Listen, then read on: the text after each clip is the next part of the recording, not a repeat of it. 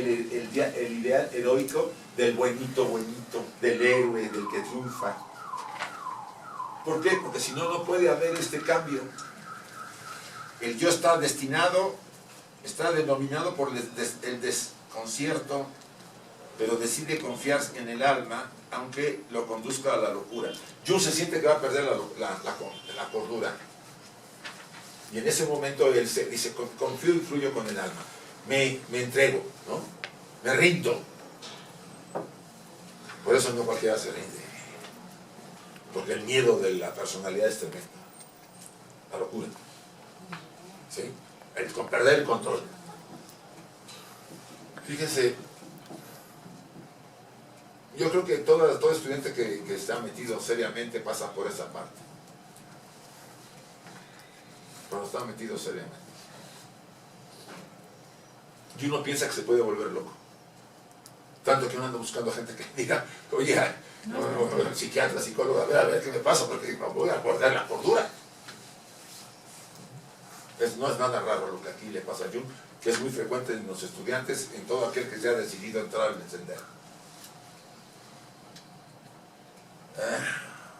Jung no propone abandonar el mundo de las cosas, sino entregarse al mundo olvidado del alma para poder integrar cosas y alma.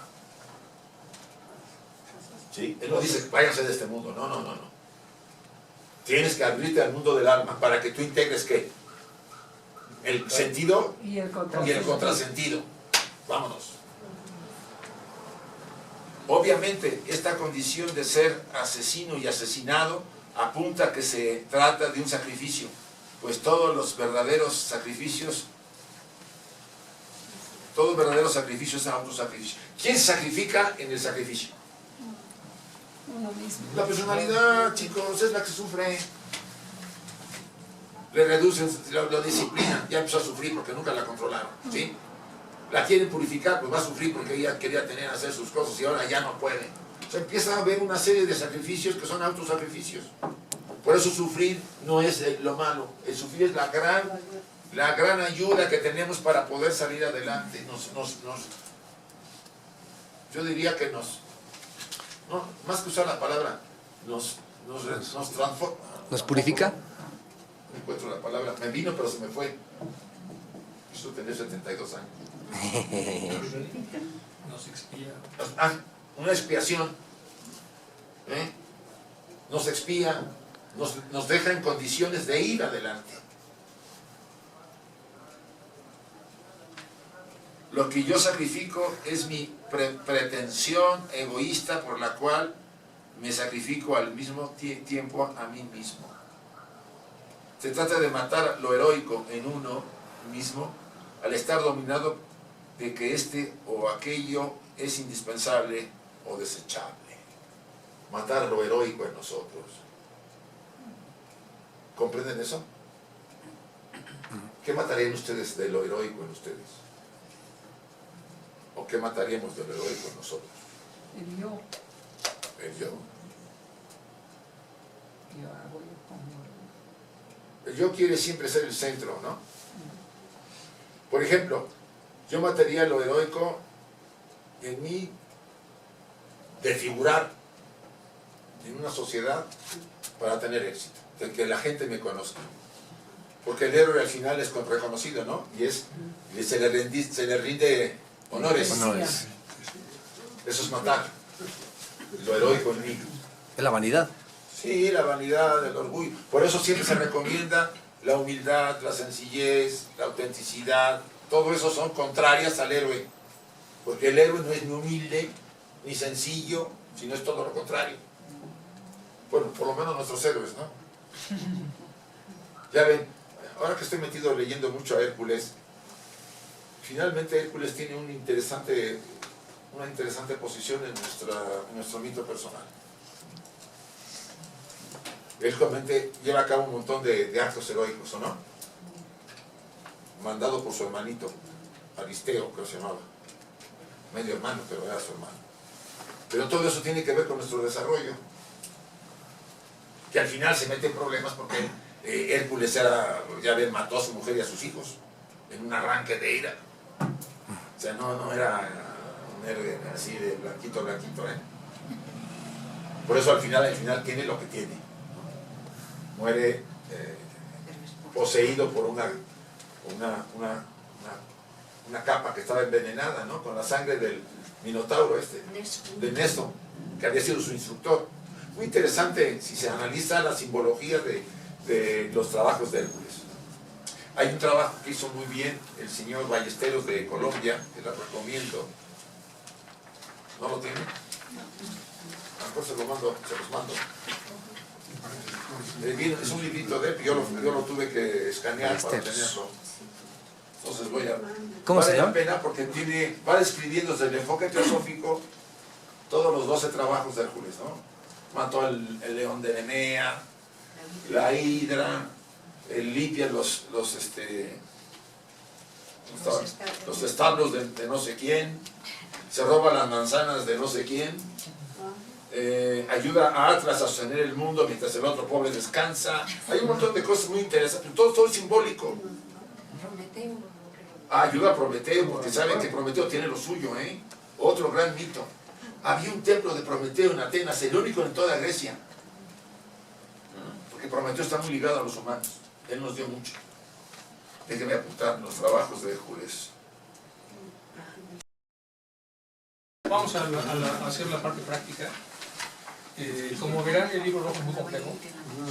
Jung no alcanzó a cerrarlo bien. O sea, empezó a escribir el epílogo cuando ya estaba muy mayor. Y ni siquiera pudo cerrar bien el epílogo. O sea, como que abrió demasiadas puertas y no pudo como interconectarlas. Pero tuvo grandes seguidores, discípulos de él, que se metieron a fondo en el contenido y tiene prólogos inmensos de este libro o comentarios de terceros y algunos muy buenos que son los que les dan ya más o menos el hilo conductor a toda la obra. Muchos de los mejores de estas personas que lograron cerrar son personas ya con un entrenamiento más espiritual que psicoanalítico, con lo cual le dieron un sentido a lo que estuvo experimentando. Esto es lo que dice Enrique, el libro de que yo les recomendé de Jung Gnóstico. Él es uno de los que cierran muy bien algunas ideas, porque él menciona varias veces el libro rojo, ¿sí? Por lo que quieran. Entonces el ancla de Jung era el psicoanálisis, insuficiente para entrar en esto. Y al final no lo logró porque, por ejemplo, en muchos de los esquemas siguen siendo racionales, no se pudo entregar como el mismo Steven Hoeller, que Steven Hoeller lo pone muy claro, ¿no? Dice, los que no pueden creer en Dios, los que no pueden ver a Dios, tienen que conformarse con creer en Él. Eso es también una frase de Steven Hoeller. ¿Qué quiere decir? Pues los que no pueden subir, como hizo aquí Jung, porque Jung subía y luego regresaba a hacer el esquema. El Ken Wilber no subió, todo lo hizo desde el esquema, pero Jung sí subió y se regresó y hizo el esquema desde abajo. Si hubiera hecho el esquema desde arriba, hubiera escrito parábolas, fábulas, mitos, hubiera hecho poesía, pero como que sí lo hizo y no, sí me explicó, se perdió. Es un libro muy, muy complejo. En el libro rojo original vienen poesías de él, ¿sí? O sea, como que trató de entrar ahí para dibujos, pero luego se regresaba al esquema. Sí. Porque vemos ahorita del sentido constante, es un esquema racional.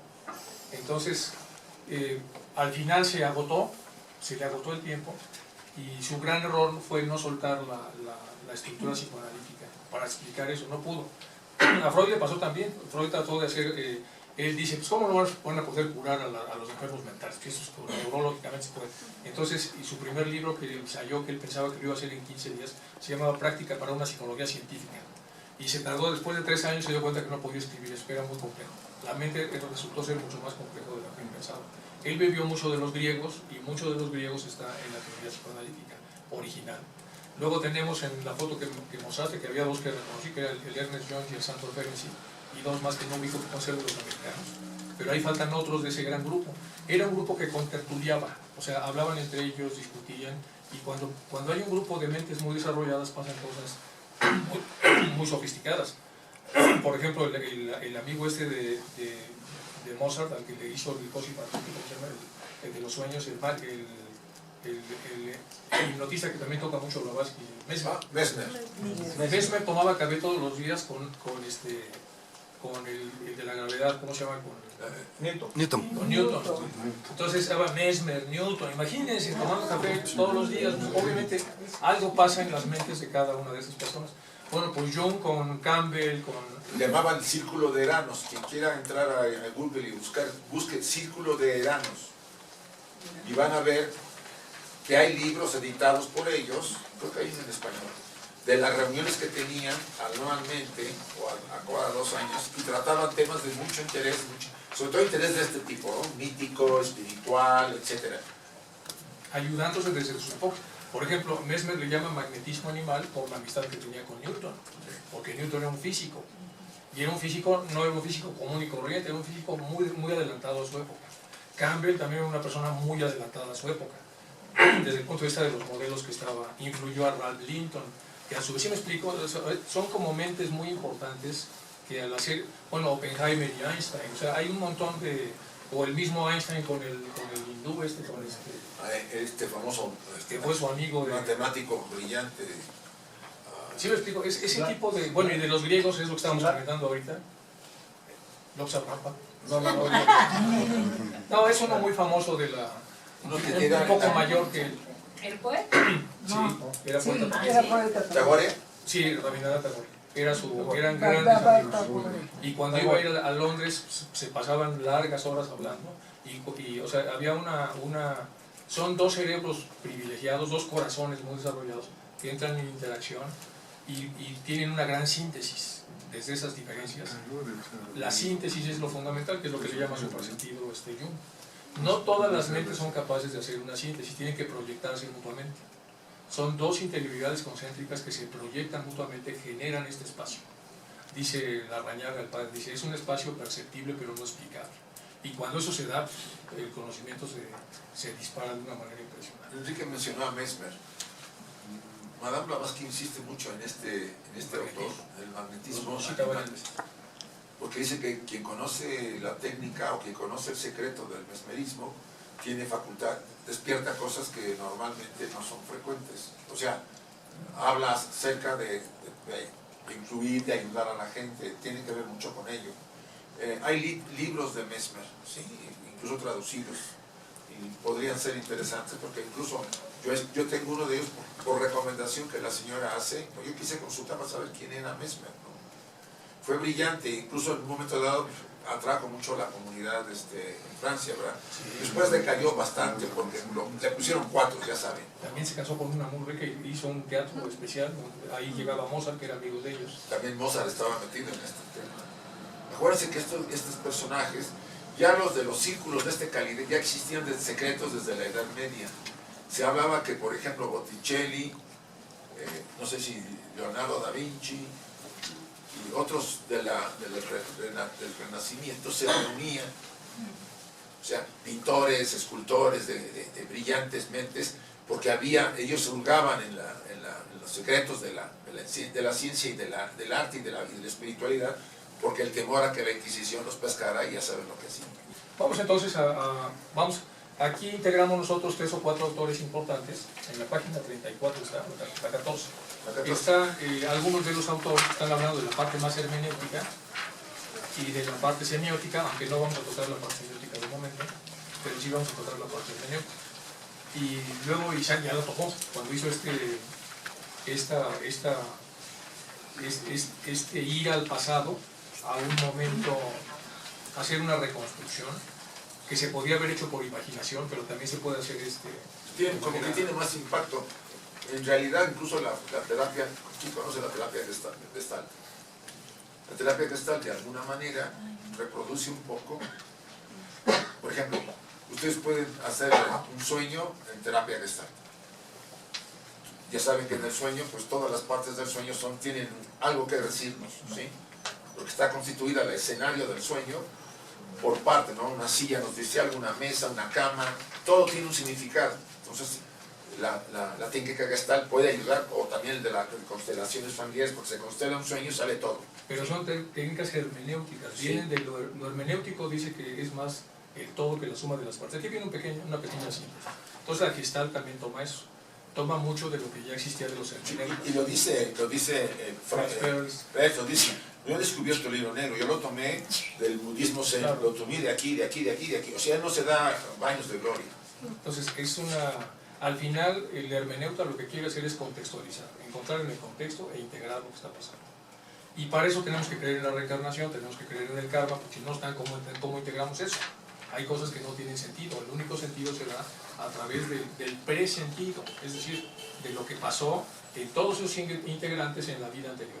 Y ya lo decía el Sinet y el maestro, lo estaba comentando en la mañana Isaac, que él no entendía por qué él, y entonces ya le decía al maestro, pues usted y yo cree que esto es fortuito, pues no, hay una serie de razones, hay antecedentes que generan esta posibilidad. Le dijo que en la época romana el maestro Caracciolo Cutumi era el sumo sacerdote del templo de Júpiter. Júpiter. Y que Sinet era un militar romano, un senador o algo así. Y que apresan al sacerdote, al maestro Caracciolo, que era en esa época un sacerdote, y que Sinet lo ayuda a liberar. Yo le decía, yo se la debía, por eso estamos así. Deuda kármica. Si no, no podía estar con usted. Entonces, deuda kármica genera la obligación del maestro de contactar, entre otras cosas, con Sinet, entre otros atributos que Sinet tenía. Pero, o sea, ese es el presentido. Todo lo que pasó antes que no sabemos le da sentido a lo que tenemos ahora, las habilidades, las relaciones, las interconexiones. Todo tiene sentido y eso lo estudia la hermenéutica. Entonces el hermeneuta es el que tiene que estar en el contexto del sueño. Entonces comentábamos, muchos de los completadores de la obra de Jung son hermeneutas, entonces gracias a la hermenéutica pueden darnos este sentido. El curso que tomamos ahí, el de Dharamsala, igual, al final se hace una gran meditación y se sale en una pequeña estupa y todos salen descalzos, o todos salimos descalzos con una pequeña veladora y la vamos colocando donde la intuición nos indica que debemos colocarla. Y se hace un evento de integración de todos los elementos, porque es un elemento donde todos son herramientas de algo que está sucediendo ahí, hasta que se termina cuando debe terminarse. No hay reglas superficiales para ver cómo empieza o cómo termina. Luego se recogen los actores que han estado ahí y se hace un pequeño análisis de la experiencia. Eso hace la hermenéutica, y la Gestalt es una parte de la hermenéutica, lo hace desde el punto de vista terapéutico. Pero entonces vamos a ver hermenéuticamente esto. Entonces, si lo vemos, vamos a ver lo que dice aquí en el libro rojo. Dice, el espíritu de este tiempo me susurró. Otra parte de la crítica es que dijeran que el espíritu de la profundidad, ese es el espíritu. El espíritu del tiempo ni es espíritu. Vamos a ver, es, digamos, la personalidad. Entonces, el espíritu de este tiempo, que es como el ser, el sí mismo, que habla con uno mismo, me susurró. Este suprasentido, esta imagen de Dios, esta fusión mutua entre lo caliente y lo frío, eres tú y solo tú. Mas el espíritu de la profundidad me dijo, tú eres una imagen del mundo infinito. Todos los misterios últimos de nacer y perecer habitan en ti. Si poseyeras todo esto, ¿cómo podrías reconocer? Bueno, esta es una de las frases que te Jung, que está todavía diferenciando en su esquema al espíritu de lo profundo y el espíritu de lo superficial, si es que se pudiera eliminar esa manera. Esto es corregido por los postjungianos, pero digamos que el maestro lo pone así. Entonces, en esta conclusión del libro rojo, aquí está diferenciando que tenemos dos voces. La voz superficial, que nos dice que las cosas son de una manera, y la voz de lo profundo, que nos dice que son de otra manera muy diferente. ¿Sí? Y esto es para darle sentido al esquema que ya vimos. Entonces, en donde tenemos aquí el análisis kármico, que le va a dar sentido a todo esto. ¿Por qué el análisis kármico? Porque cuando yo voy a dañar a otro, en un porcentaje muy elevado, eso es también por karma. En un porcentaje muy elevado es porque el otro merece ser dañado. Y yo, que estoy despistado, me convierto en un cobrador de karma. Y al rato le lanzo al tipo algo en lo que va a sufrir. Pero yo estoy ligado con esa persona, ¿eh? No crean que el cobrador se lo escogieron porque sí, está ligado a la otra persona. Hay varios ligados, y si no cae el primero, caerá el segundo, pero alguien le va a cobrar a esa persona, ¿no? Y entonces, una vez que entra todo este proceso, aquí el sujeto ya es dueño del proceso, no de la detonación. De la detonación se atarugó y ya dañó. Pero ahora viene el proceso, y en el proceso se pueden hacer varios ajustes. Y el ajuste importante es renunciar a cobrar por parte del sujeto B. O por parte del sujeto A, aunque ya no lo pusimos acá, es pedir perdón por el daño ocasionado. El maestro decía, creo que el maestro le decía a Bhagavan Ramana Maharaji, busque a la persona, pídale perdón y olvídese del tema. Porque lo que nos enferma está recordando, yo le hice, yo le pegué, yo le quité, Eso es lo que enferma, el recuerdo de aquel daño que hicimos. O sea, vaya, busque a la persona, trate de pedirle perdón. Si puede restituirle lo que le dañó, sería lo ideal. No significa que el karma se borra, pero aminora. Y después, olvídese de eso. El problema es que no olvidamos. Pero si dialectizamos al karma, que al final es una entidad dialéctica porque está en movimiento, y es una entidad epistemológica también porque se mueve. Si lo hacemos, entonces imagine que viene el director de la escuela y le dice a Isaac 2 años después: hoy estoy arrepentido de haberte quitado esa oportunidad. Y dice: no, pues me hiciste un favor, gracias a eso tuve una beca y me fui. Él no sabía que al dañarlo, en realidad le estaba haciendo un favor.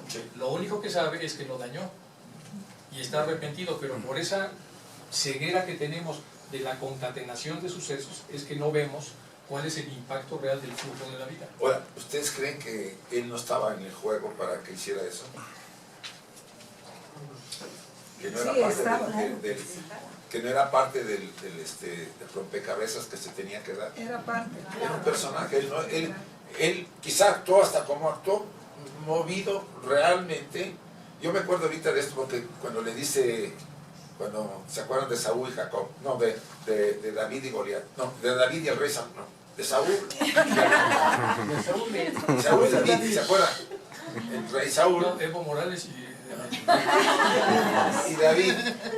David iba y le tocaba porque se ponía muy molesto y le tocaba la cítara, la arpa, lo que fue, y se calmaba.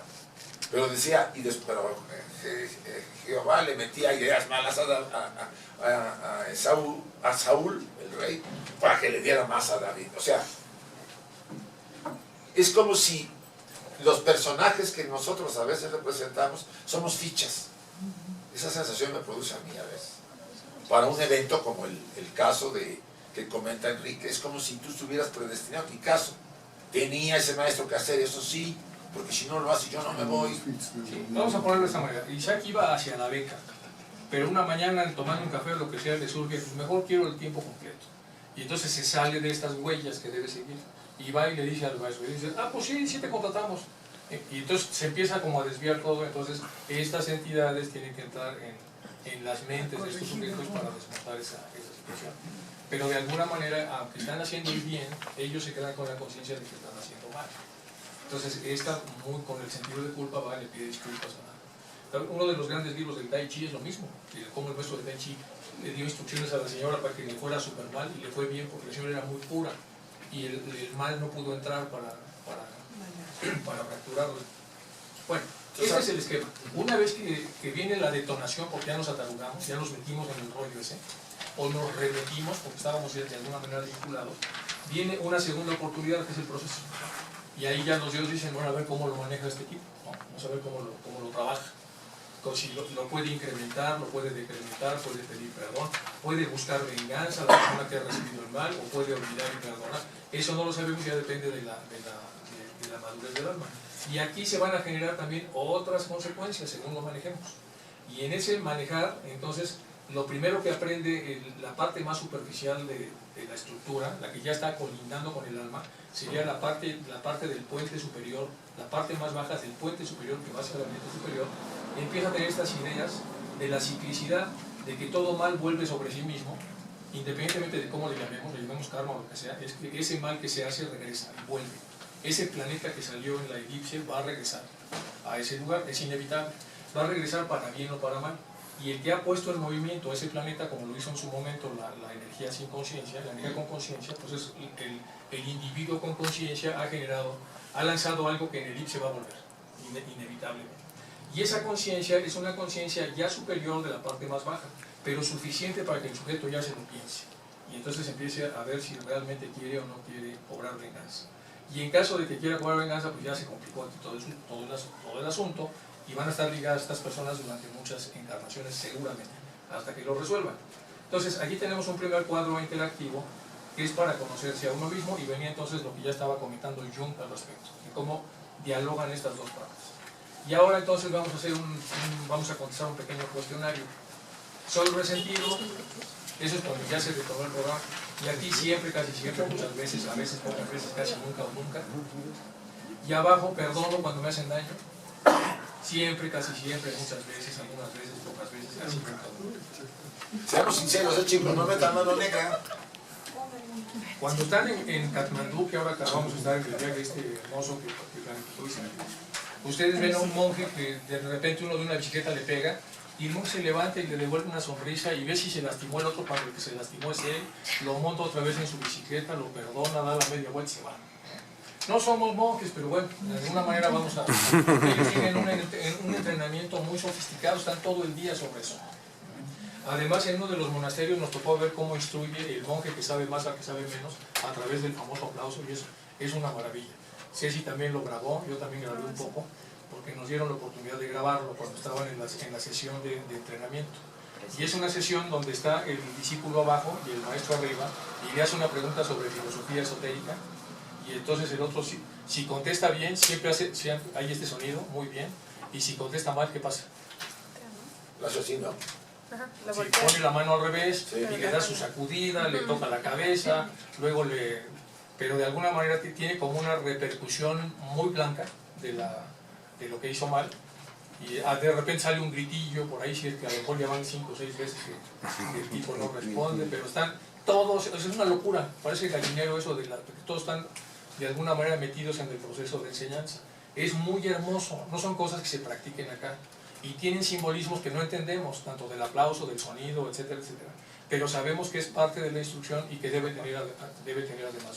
Además sabemos que esas dos almas se están vinculando, la del alumno y la del maestro, y sabemos que en función de cómo se trate, van a generar consecuencias de muy largo plazo, o romperán esa relación quedando los dos blancos, de alguna manera, en el sentido de que el otro tenga oportunidad de recibir pagos de él, que además podrá renunciar a ellos, porque no los quiera, y podrá dedicarlos al mundo.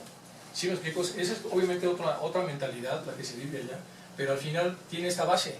La base es el resentimiento, porque aquí el problema no es tanto el que me agredió, sino qué voy a hacer yo con ese que me agredió. Y tengo estas dos vías: perdono cuando me hacen daño, si es que tengo la capacidad, o me resiento. Está muy fácil, contéstenlo, sacan un promedio.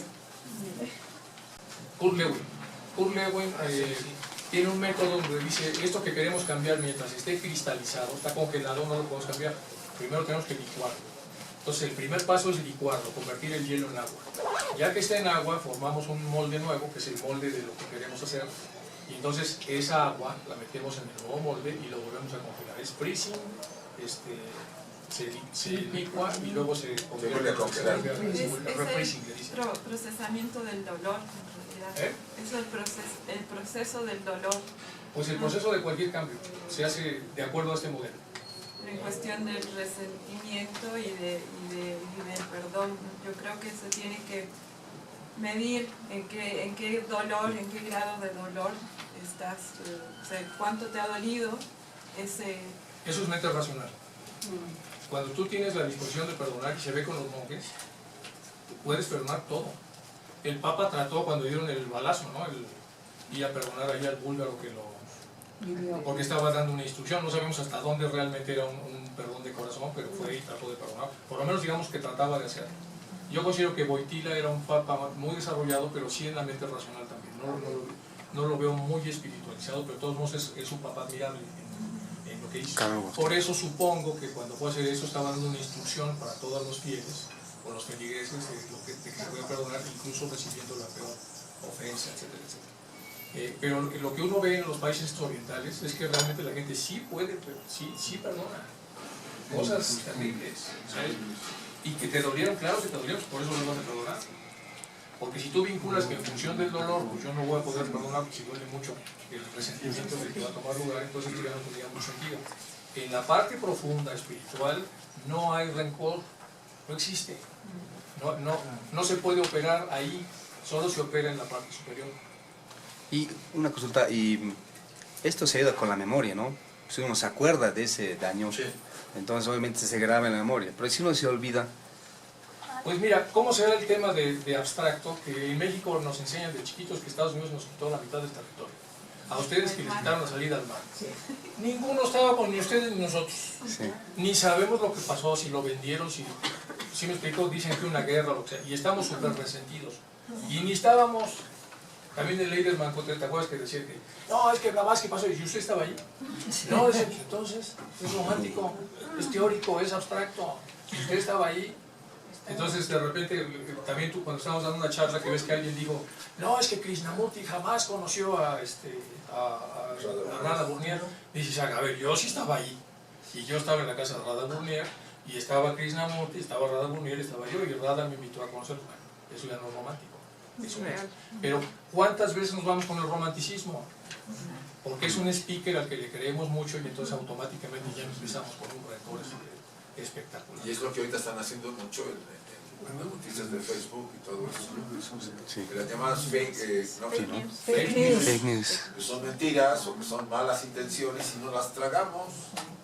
Porque ni siquiera, y hay incluso indicaciones para cuestionar ese tipo de noticias. ¿Sí? Están los rusos ahí metidos, Sí. porque hacen análisis muy complejos, pero no nos desviemos. Pero esta relación en las distintas épocas de la vida de uno también cambia. Claro. A ver, Porque uno puede aprender a manejar ambas Y cosas. de las vidas de uno.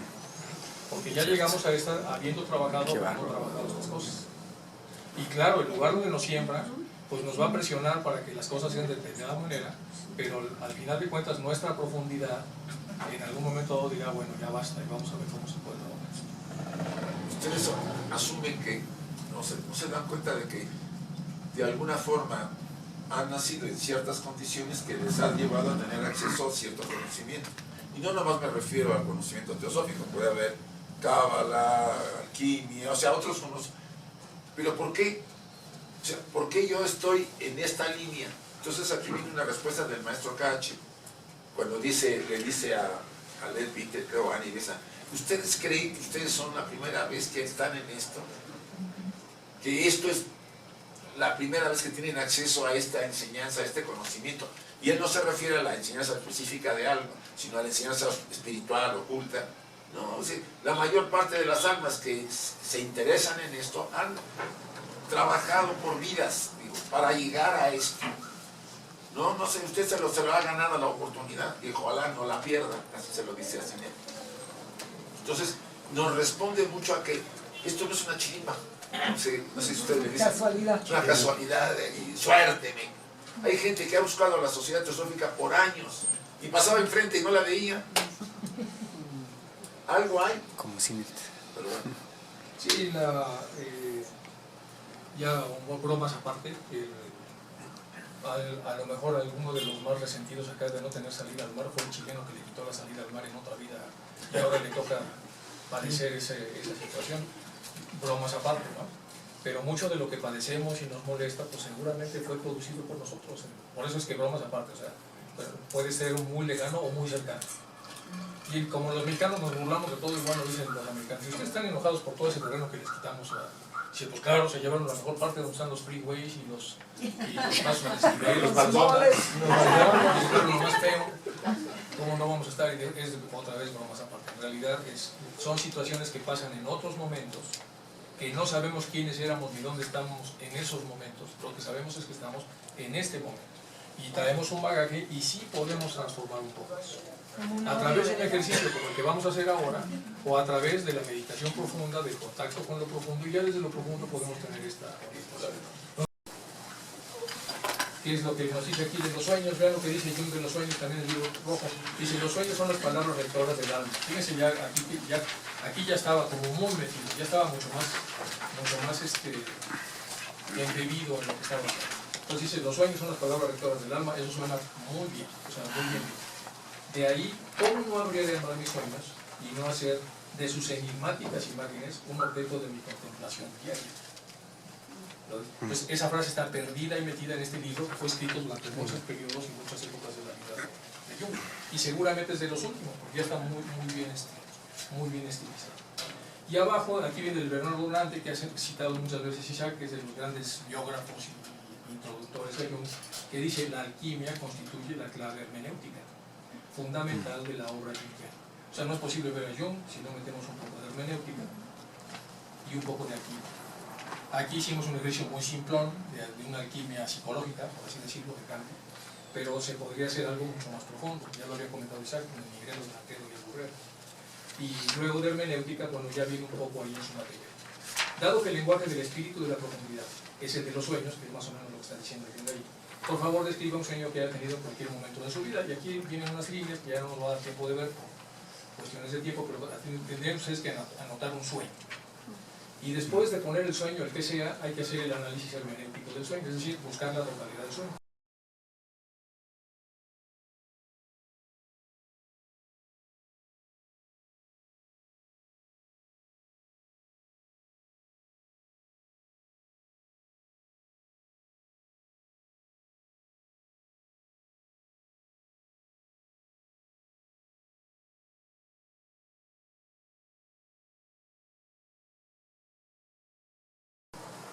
Fíjense que ahorita que dice Enrique esto, para ponerles un ejemplo, yo después de encontrar la doctrina secreta, yo estaba en el año 78, encontré la doctrina secreta en un montón de libros, en una librería se llamaba Librolandia, estaba en el portal de Puebla. Yo andaba ahí curioseando y lo encontré. Y la realidad es que yo no entendía nada de lo que ahí decía. Me llamó la atención porque venían las columnas egipcias. Es una edición que hicieron en México muy impactante, que ponen 2 columnas egipcias en el frente. Lo que me impactó fue la foto de Madame Blavatsky como la que tienen ahí, la que está ahí, esa que está ahí, solamente que porque esta no tiene la mirada tan, está así, ¿no? Una mirada muy fuerte. Y a mí me impactó y hasta me sentí como afectado por la mirada de ella. Regreso, busco el libro, lo encuentro a la semana porque lo dejé, dije esto está embrujado y no sé qué, pero volví, lo busqué y encontré una dirección y ahí hablé y me conecté. El día que yo fui tuve un sueño muy interesante, porque estamos hablando de los sueños, cómo pueden explicarles. Me acuerdo que estaba yo en un valle y había una gran montaña que tenía forma de pirámide, la punta sobre todo. Y yo de repente volaba del lado derecho de la pirámide o de la montaña. Yo oí una voz que decía, Madame Blavatsky es tu maestro, algo así me pareció. Yo recuerdo ese sueño porque me encantó mucho. Y volaba a través de la montaña y al otro lado yo veía un mundo, no sé, angélico, lo que fuera. Yo desperté todo impresionado, y los sueños así no se tienen todos los días. Y yo me fui a mi trabajo y trabajaba en Volkswagen, y estuve todo el día ocupado, y en la tarde regreso y cansado me tiro ahí al sofá de la sala y prendo la televisión. ¿Y qué creen que aparece? La montaña. La montaña era K2, la que está en Kashmir. La K2. Y es una montaña que tiene la punta, la tiene en forma piramidal. ¿Qué significa eso? Eso es una ¿qué? Sincronía. ¿Bien? El sueño está relacionado, o sea, algo psíquico está relacionado con un evento físico. ¿Qué quiere decir? Eso suena el lenguaje del alma. ¿Qué quería decir el alma? Cuidado, ponme atención a eso, no lo dejes.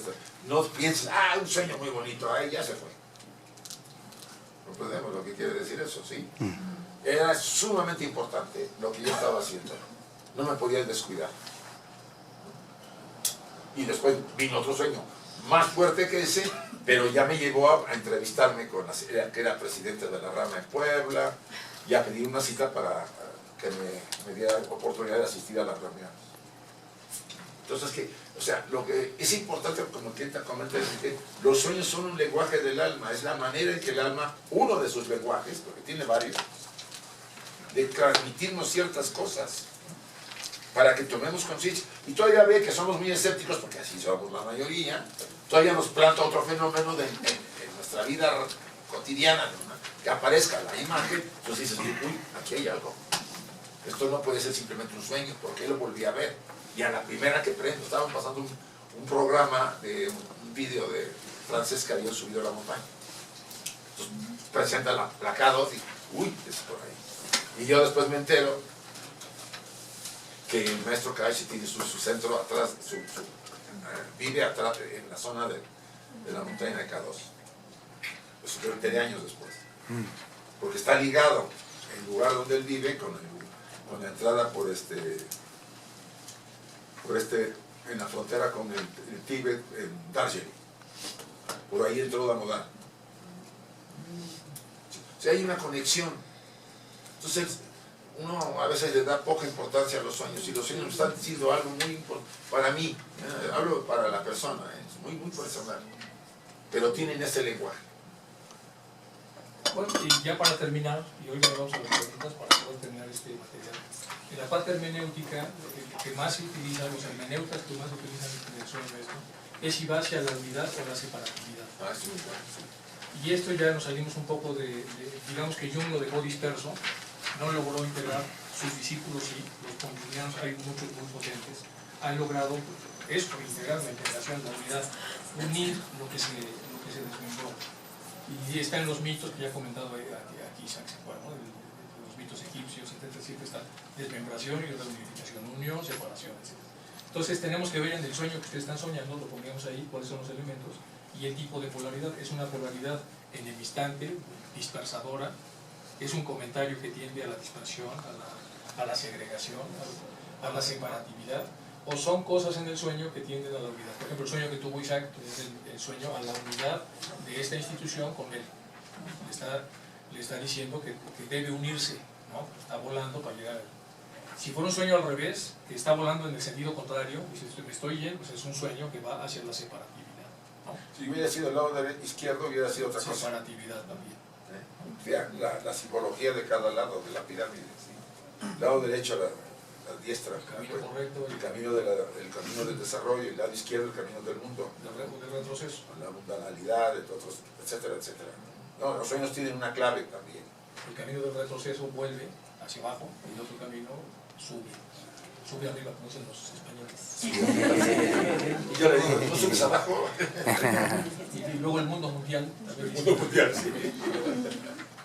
Y luego tenemos el tipo de polaridad para que analicen su sueño, el planteamiento dialéctico y la síntesis. Si ustedes están en la separatividad, entonces ¿cuál es la antítesis? Pues la unidad, y luego cómo juntan las dos cosas, porque juntar las dos cosas desde la separatividad es mejor que quedarse en la pura separatividad. ¿Sí me explico? Hacer una gran síntesis de separatividad y unidad siempre será mejor que la pura separatividad. Y eso funcionará como una síntesis. Por ejemplo, pongan un sueño cualquiera que ustedes se imaginen. No sé, sueñan que tienen ustedes ahí, tienen dificultades con su padre en un sueño, con su madre, ¿no? Y aparece ahí su padre que está a lo lejos, lo ven a lo lejos, ustedes están cerca, alejados de él, porque en la vida real hay un problema. En el sueño aparece el alejado, como perdido, nebuloso, y tiene más eco a los seres queridos con los que ustedes se entienden. Lo pongo tan simple como eso. ¿Qué quiere decir el sueño? Hablando de la tecnología que acaba de decir Enrique. Que se está separando del Que padre. hay una separación, y que esa separación es muy profunda porque está afectando a la parte interior. ¿Sí? Hay separaciones que no importan, son superficiales. Pero aquí el alma dice, no, a tu padre no. A tu padre tienes que acercarte. Y te lo hago ver para que si no lo ves en la realidad, porque estás perdido, veas en el sueño, porque hasta nos dan caso de miedo o de alguna situación fea, a ver a mi padre, de tristeza, no sé, lo acompaña con emociones y para que me muevan, ¿no? Lo que busca es una pesadilla, movernos, ¿sí? ¿Qué debo hacer en este caso? Utilizando la clave que está dando Enrique. O unificamos o nos dividimos. ¿Qué sería entonces ahí? Entonces, ¿qué harían ustedes con ese sueño? Bueno, no entrar demasiado a la técnica porque no vamos a machacar el sueño tiene una función. Y a veces dicen algunos autores, como que yo les recomiendo que busquen el libro que tenemos traducido, que les recomiendo que entren a la página web que tengo, que son gratuitos para que lo quieran. No se trata de que decodifiquemos, porque ahí estamos reduciendo a veces el sueño a un contexto muy personal, sino que lo asimilemos, vamos a digerirlo. Entonces yo todo el tiempo estaría recordando el sueño constantemente, preguntándome qué quieres, o sea, sintiendo las emociones que se tienen en la pesadilla, y eso va haciendo que el sueño va haciendo que su efecto, como dice, no lo que diga el sueño, sino lo que haces después del sueño, lo que vale. Entonces quizá yo decido acercarme a mi padre después de que el sueño, ya me llegó la claridad de que no puede estar así la cosa. A veces hay técnicas para trabajarlo, ¿no? Ustedes se vuelven a imaginar el sueño y en lugar de estar separados, ustedes se acercan a su padre. Y se le acercan y le dicen, sí, tu imaginación, papá, perdóname por lo que está pasando, no quiero estar separado de ti. Algo así, y y ustedes ven que se abrazan en el sueño, etc. Y se repite varias veces. Esa sería otra opción. Pero yo me estoy quedando mejor con la primera. Digerir lo que está diciéndome, la esencia de ello. Eso es muy recomendado por la doctora Von Franz, ¿sí? Cuando uno no entiende la clave del sueño. Ustedes van a tener sueños que les dicen que ustedes no saben por qué, pero este sueño es muy importante. ¿No les pasa a veces esto? Sí. Sí. Dice, esto tiene que es algo, tiene algo fuerte, no sé qué es, pero porque no entiendo la simbología, pero algo me está diciendo. Eso no los dejen. Claro, si van un día a tomar, cenar, se van ahí al Alexander y se dan un atracón de quesadilla, sí, y van a soñar ahí con O de papas los mariachis ahí, todo. Eso no le hagan caso, eso no es un sueño. Fue el atracón que se dieron. Sí, estos son dos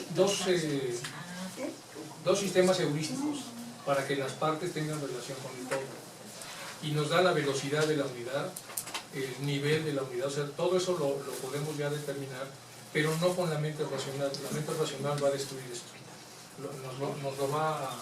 Y tenemos hecho en el libro del líder interior, que es un libro muy viejo, lo editamos en Norma, el caso de un chico que cuando tenía 4 años el papá se fue de casa y la mamá, que tenía mucho poder económico y era hermana de un obispo allá en un pasaje de la Ciudad de México, el papá siguió viendo al hijo, pero la mamá logró, gracias a sus influencias, que el padre no volviera a verlo, pero a través del tío y todo había cierta relación. Cuando este chico, después de estudiar en la universidad donde dábamos clase, le va bien económicamente, y llega el tío y dice que el papá está muriendo, que quiere verlo, entregarle unas cosas. Entonces va a la casa de la madre y el tío, el obispo, le dice, sí, claro, el tipo se fue y ahora empieza a usar lógica lineal. Ahora pues se fue y claro, ahora quiere que vayas a verlo, pero eso es un insulto para tu madre, tu madre ha estado aquí permanentemente contigo, empieza a meter varias linealidades y el chico ve como lógico el no ir a visitar a su padre. Entonces, el padre fallece 2 o 3 meses después y el tío le lleva a una casa al chico, al sobrino, le dice, mira, están los relojes de tu padre, las cosas que tu padre quería que te quedas con ellas, de la familia, una caja llena de recuerdos de los abuelos, de toda la parte de la familia. Le dice, aquí está la caja, no entiendo por qué no fuiste a ver a mi padre, que era un moribundo, ahí está la caja, yo no estoy listo para mantener una relación contigo, no puedo después de lo que hiciste, pero ahí está la caja y es lo que quería tu padre y adiós. Y este chico le da una depresión monumental y lo pusimos en el libro. Y cómo la mente lógica destruye el lenguaje del sueño. Porque el sueño le está recomendando unirse con el padre y el tío, obispo, la mamá, etcétera, usando una lógica lineal le demuestran o le dicen que lo lógico, lo recomendable, lo razonable. Y entonces el chico decía, bueno, hice lo que lógicamente me dijo el obispo, ahora digan, ¿por qué me siento tan mal? Si se supone que hice lo correcto, ¿por qué me siento así? Que es el caso de la parábola del hijo pródigo, ¿no? Ahí el padre hizo lo correcto, ¿no? Claro. Sí, ese es más profundo que este caso, pero es lo mismo, es el sueño nos va a dar la indicación y entonces no queda más, como dice Isaac, que repasarlo y obedecerlo. No sabemos por qué, pero tenemos que obedecerlo. Normalmente cuando hay una cosa así, viene muy poderosamente del alma. ¿Sí? Y ella dice, ¿cómo le hago entender a esta persona que lo que está haciendo o como está viviendo no es lo que tiene que hacer? Entonces utiliza los sueños. Y si ustedes y yo nos ponemos tontos, nos va a utilizar un accidentito, una enfermedad. Y si nos seguimos poniendo tontos, nos va a dar un tracatazo. Que lo que quiere es que nos demos cuenta que estamos haciendo tonterías. Este chico, una enfermedad, dejó el trabajo, era director de una empresa importante, mató todo a volar, o sea, como parte de la depresión. Obviamente se enemistó con el tío y con la madre le exigió que respetara al tío y él se sintió, y finalmente pues, cayó en el consultorio y estaba hecho un lío. La separatividad le llevó a destruir todo el contexto. Con la lógica, usando la lógica. Con la lógica, porque el alma como que se retiró un poco, se alejó y lo dejó solo. Y en esa soledad él empezó a escudriñar. El alma tiene el poder de abandonarnos. Así nomás dice, ¿quieres saber lo que yo puedo hacer? Si no sigues, me retiro y te viene una depresión. Porque el alma es la que nos da el sentido para vivir. Una angustia indescriptible. O sea, sensación de soledad inenarrable. Eso, y eso lo produce el alma cuando no está con nosotros. Se ha retirado, se ha hecho un lado. ¿Quieres saber lo que yo soy capaz de hacer?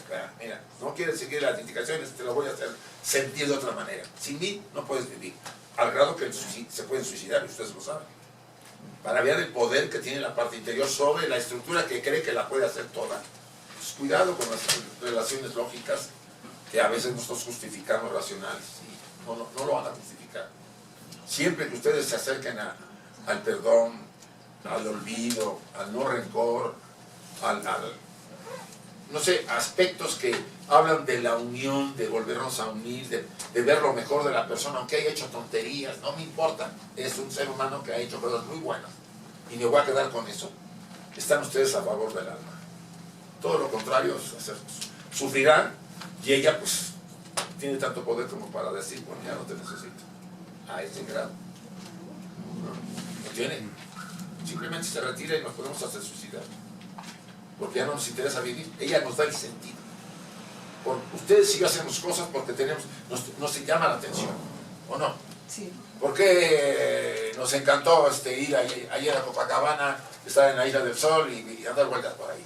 Porque el alma estaba diciendo, hijo, qué belleza, mira Isaac eso, y mira, estaba por mí el alma diciendo todo eso adentro. Ella estaba disfrutando, porque ella se alimenta de imágenes. Estética, belleza, poesía, pintura.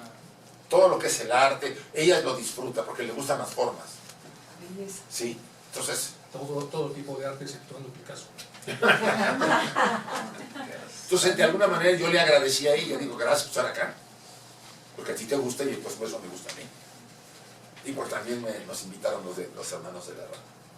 Porque realmente fue un regalo que nos hicieron a Enrique, a Ceci y a mí, a Beli y a Uy, sí. de veras, es un disfrute. Estamos haciendo propaganda, ¿verdad, Rato? Todo.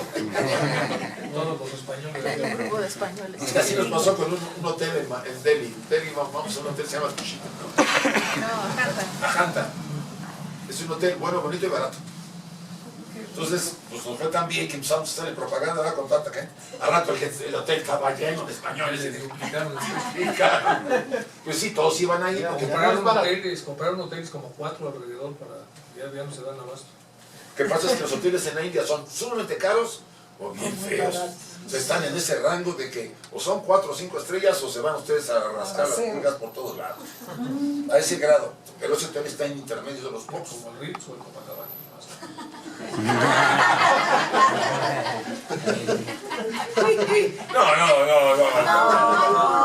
No puede estar. Como el ritmo, no, mejor no, ya lo meto por ahí. No, pero es así. El de Mendoza. El de Mendoza, este cuate me recomienda un hotel ahí en Mendoza. Es uno barato. Barato, sí, pero barato, y no me decía que el baño era, me daba vergüenza entrar al baño, nada más como estaba. Yo, qué amigo tengo, ¿verdad? Sí. No, pero bueno, fue Pues así en la India hay un montón de... Sí, hay un montón en la Todos India. son. No, lo interesante acá es que seamos capaces de poder escudriñar acerca de aquello que nos hace sentir mejor seres humanos. Y yo estoy seguro que a pesar de los rencores que a veces podemos tener o el dolor que nos ha producido un daño de alguien, nos vamos a sobreponer y a decir que preferimos olvidar, perdonar y seguir adelante, porque no tenemos tiempo para gastar energía en olvidar a alguien. No hay tiempo. Es una tontería esa inversión que vamos a hacer. Gastar energía en odiar a una persona o querer vengarse es una estupidez porque no va a lograr nada. Al contrario, puedo volver a repetir que la revancha, ¿no? Yo me vengo, ya se va a querer revanchar y así vamos, ahí dándole vuelta. Y no se acaba nunca. Es un acto pasado. Cuando el acto está vivo, porque necesitamos en interacción con la persona, sí debemos tomar precauciones para que no se generen situaciones en donde vaya a presentarse un conflicto. Y eso implica pues, encontrar la distancia oportuna, la distancia apropiada, para poder generar que pase lo que tenga que pasar de una manera saludable. Uno construye lo saludable o no saludable de las interacciones cuando están vivas. Cuando ya pasaron, pues entramos en este Pensamiento, perdón, yo aquí está por acá, mire. Creo. No, entonces está aquí, tendrás que ver. Este es. El saber de... A ver, dice, mira este pensamiento. El saber del corazón es como es tu corazón. Desde un corazón malo conoces cosas malas. Desde un corazón bueno conoces cosas buenas. Para que vuestro conocimiento sea acabado, considera que vuestro corazón es ambas cosas, bueno y malo. Tú preguntas, ¿cómo? ¿He de vivir también lo malo? El espíritu de la profundidad pide, la vida que aún podrías vivir, deberías vivirla. La vida que aún podría yo vivir, debería yo vivirla. ¿Y cuál es esa vida? El bienestar dice, no tu bienestar, no el bienestar de otros, sino el bienestar. El bienestar entra entre mí y los otros en la comunidad. También yo viví lo que antes me no hice y lo que aún podría hacer. Yo viví en la profundidad y la profundidad comenzó a hablar. La profundidad me enseñó la otra verdad. Por tanto, reunió en mí sentido y contrasentido. Tuve que reconocer que soy la expresión y símbolo del alma. Que no. ¿Cuál es aquella vida que aún podría yo vivir? Sí, está lleno de cosas buenas. Vean ustedes la lista. O sea, está bonito, pero está disperso. Tiene cosas. O sea, es como si en un momento dado la vida que yo llevaba, la que me daba sentido, anuló cosas que yo debía haber vivido. Se rezagó Hubo oportunidad de irme, dejar todo. Y me entró el miedo y la seguridad y no. Quizás esa vida debía haberla vivido. Yo a los 10 años salí en la empresa, yo renuncié porque me vine por un sueño. Yo no soy de ese tipo. Y me fui. Un año y regresé. Y me volvieron a contratar igual. Pero ese sueño, ese haberme renunciado y romper con la empresa por un sueño que mi jefe no lo acababa, no le entraba, y no puedo creer, pues tengo que ir. Me dio sentido a mi vida. Pero si yo no hago eso y me quedo por el miedo al beneficio de donde yo estaba, ¿qué pasa? Como decíamos hace rato, es la vida no vivida. Y muchos de nosotros tenemos vidas no vividas, por lo que fuere. A veces los compromisos que adquirimos nos anulan, ¿o no? Anulan la vida no vivida. Y nosotros la justificamos racionalmente. Si le agregamos, no, es que yo debo hacer esto. Ahí hay una necesidad de vivir una vida determinada. Tú no quisiste, es asunto tuyo. Vamos a arreglar nomás un poco la frase. Dice, el saber del corazón es como tu corazón. El corazón de la totalidad, digamos, el ser inmanifestado, del cual tenemos un reflejo que es Atma. Pues Atma es lo que está diciendo ahí, el saber del corazón, del corazón, es de la totalidad. Es como tu corazón es parte de eso, es la primera parte que está diciendo. Desde un corazón malo conoces cosas malas, el corazón no es malo, ahí vamos a empezar a corregir esto. Entonces desde la personalidad, desde la parte superficial que tienes, que normalmente tiene tendencia a lo malo, al bienestar, al ego personal, se conocen cosas malas. Y desde el corazón, desde ese corazón, conocerás cosas buenas. Ahí está la dualidad. La dualidad no está dentro del corazón, está entre el corazón y lo superior. Esto ya ha sido corregido por los post-jungianos, pero digamos, hay que entender que este hombre hizo un gran trabajo y tiene un regalo impresionante. Sobre todo, para mí la parte heurística es lo más importante. Haber hecho un libro con dibujos, poesía, cosas como si viviera en el siglo XIV o XIII, no es algo fácil de hacer. Pero estuvo expuesto, bebió de un grupo muy intenso, el tipo tenía mucha capacidad, no pudo soltar el psicoanálisis, ya había invertido mucho en eso. Y entonces hizo genialidades, pero son muy corregidas. Pero es un libro, sin lugar a dudas, increíble. Ningún psicoanalista se atrevió a hacer una cosa así, más que esa. Y a partir de se abrieron muchas mentes a entrar a lo superior. Ya desde lo superior agregaban al psicoanálisis, no a la inversa. No era un psicoanalista viendo lo superior, sino eran seres espirituales tomando al psicoanálisis como una herramienta para transformar a la persona. Preguntas, ya para cerrar, porque ya nos pasamos 15 minutos. Sí, Sonia. Yo quería ver, cuando estaban hablando en la tarde sobre el ancla, eso pues, se puede tomar como el punto de referencia de algo, el ancla. Es el punto en el que te paras para observar la realidad. Y que normalmente ni tú lo sabes, pero sueles pararte ahí. Pero sí la pueden definir mucho, si saben, si el punto de donde se para define mucho tu vida, tu forma de ser. Sobre todo cuando tomas decisiones. Está muy ligado al punto. El budista, el no dañar, ese es su punto de partida. Sí. Y te lo piden en todos los templos, te ponen ahí, que como no seas capaz de eso, ni te metes. Entonces tienes que ver la vida desde ahí. Por ejemplo, nosotros cuando estuvimos ahorita en Katmandú, fuimos al monasterio de Copán y nos atendió un Geshen. Es el mero, ahora que estaba viendo lo de... El jefe del monasterio, y nos dio una conferencia y después nos dio unas técnicas de meditación. Y él insistía en compasión, pero constantemente. Todo lo refería a la compasión. Todo es eso, bueno, para él. Pero todo nos impactó, la manera en que lo manejaba. Y creemos que oír al Dalai Lama hablar de compasión no solamente es porque quiere pasar de bonito. Hay algo más atrás de eso. Es nuestra naturaleza, quizá la naturaleza interior, que es la que nos lleva a la fraternidad. Es la naturaleza verdadera de la conciencia del ser humano, la compasión por todo. Porque si la esencia es compasión y amor puro, y nuestra esencia esa esencia está en nosotros, ¿qué es nuestra naturaleza? Amor y compasión. La profunda.